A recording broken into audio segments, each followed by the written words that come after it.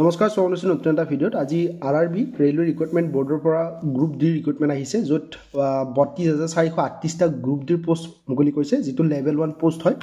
তো এই পোষ্টৰ বিষয়ে আমি আজি ভালদৰে আলোচনা কৰিম তো প্ৰথম কথা ইয়াৰ ৰেলৱে ৰিক্ৰুটমেণ্ট বৰ্ডে এখন নটিফিকেশ্যন জাৰি কৰিছে য'ত গ্ৰুপ ডি বা লেভেল 1 বুলি কোৱা হয় এইটো বিভিন্ন ধৰণৰ ভেকেন্সিত মুকলি কৰা আছে অল ওভাৰ দ্য ইণ্ডিয়া য'ত আপোনালোকৰ ভাৰতবৰ্ষৰ বিভিন্ন ষ্টেটৰ বাবে ইয়াত পোষ্ট আছে তো বিশেষকৈ আমি যেটো অসমৰ হয় তো গতিকে নৰ্থ ইষ্ট ৰিজনত কিমানখিনি পোষ্ট আছে বা নৰ্থ ইষ্ট ৰিজনৰ পোষ্ট কেইটাৰ কাৰণে কি ক্ৰাইটেৰিয়া লাগে গোটেইখিনি আমি ষ্টেপ বাই ষ্টেপ আলোচনা কৰিম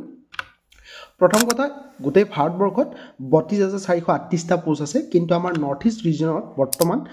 ২,০৪৮টা পোষ্ট আছে যেটো গুৱাহাটী ৰিজনৰ ভিতৰত হয় নৰ্থ ইষ্ট ফ্ৰন্টিয়াৰ ৰেলৱে যেটো আণ্ডাৰত আছে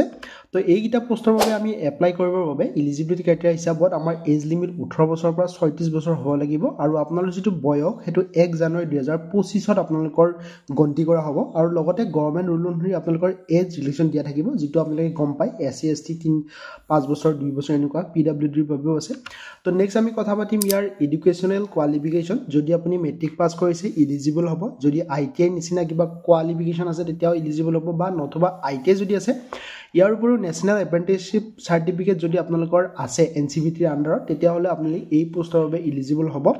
নেক্সট আমি ইয়াৰ কথা পাতিম ইয়াৰ এপ্লিকেশ্যন ফিছৰ বিষয়ে যিখিনি এসসি এসটি এক্স সাৰ্ভিসমেন পিডব্লিউডি female transgender minority EWS category যিখিনি আছে তেওঁলোকে দিব লাগিব 250 रुपीस আৰু এটো ৰিফান্ডেবল হ'ব আৰু যিখিনি আদাৰ কেটেগৰী আছে অৰ্থাৎ জেনাৰেল বা ওবিসি আছে তেওঁলোকে দিব লাগিব 500 रुपीस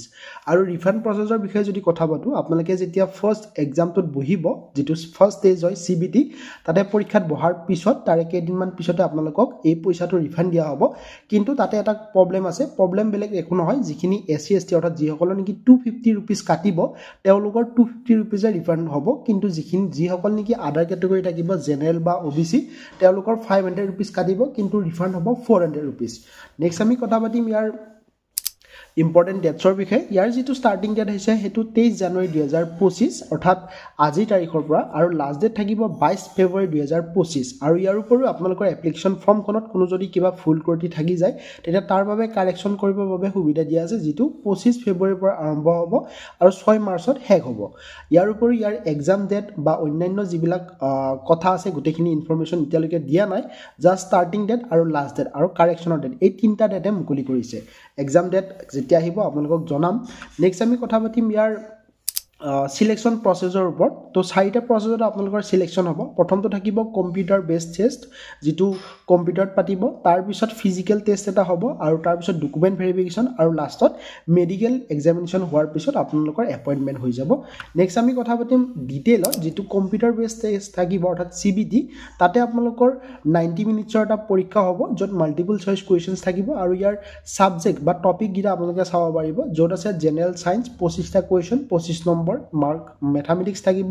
25টা কোৱেশ্চন 25 নম্বৰ জেনাৰেল ইন্টেলিজেন্স এন্ড ৰিজনিং থাকিব 30টা কোৱেশ্চন য'ত 30 নম্বৰ থাকিব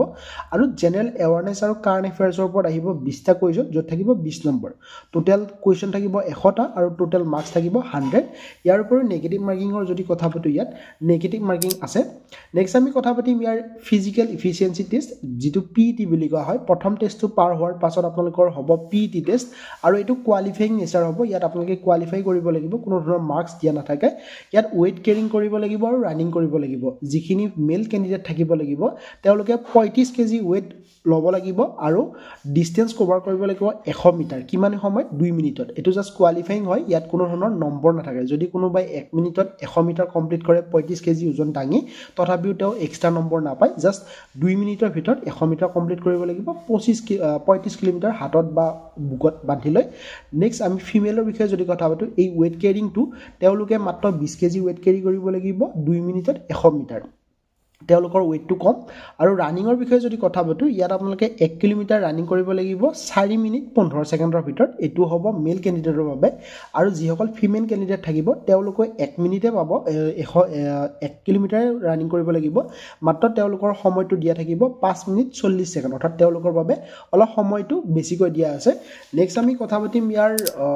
ডকুমেণ্ট ভেৰিফিকেশ্যন প্ৰচেছটো যিসকল ল'ৰা ছোৱালী প্ৰথম CBT এক্সামত পাছ কৰিব তাৰপিছত তেওঁলোকক মাতিব ডকুমেণ্ট ভেৰিফিকেশ্যন প্ৰচেছৰ বাবে সেইটো 1:1 ৰেচিঅ'ত অৰ্থাৎ এটা পোষ্টৰ এগেইনষ্টত এটা কেণ্ডিডেট মাতিব যদিহে কোনো কেণ্ডিডেট সেম পাৰ্চেণ্টেজ যদি সিকিউৰ কৰে CBT তেতিয়াহ'লে তেওঁলোকৰ কি হ'ব তো চাওক যিসকলে নেকি CBTত সেম নম্বৰ পাব দুজন কেণ্ডিডেট এক্সাম্পল হিচাপত কৈছোঁ তেওঁলোকৰ এজ ক্ৰাইটেৰিয়া অনুযায়ী তেওঁলোকক মেৰিটত প্ৰভাইড কৰিব অৰ্থাৎ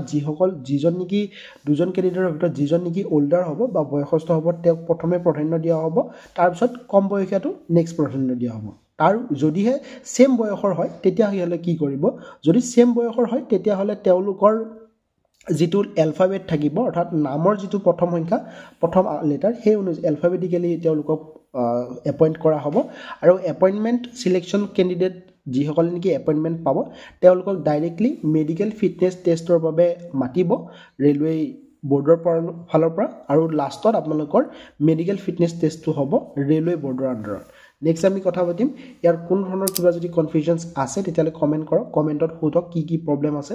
আৰু এই যিটো আপোনালোকৰ CBT হৈ গ'ল বা আপোনালোকৰ যিটো নেক্সট ডেট আহিব ক'ত কি আহিব আৰু এই কম্পিউটাৰ বেছ টেষ্টৰ ওপৰত যিমানখিনি নেকি ই-বুকছ আছে গোটেইখিনি ডেছক্ৰিপশ্যন বক্সৰ ৱেবছাইটত গৈ আপোনালোকে কেৰি কৰিব পাৰিব বা পাৰচেজ কৰিব পাৰিব ফ্ৰী অফ কষ্ট আপোনালোকে চাব ভিডিঅ'টো চোৱাৰ বাবে বহুত ধন্যবাদ কিবা যদি কনফিউজন আছে কমেণ্ট কৰি সুধিব পাৰে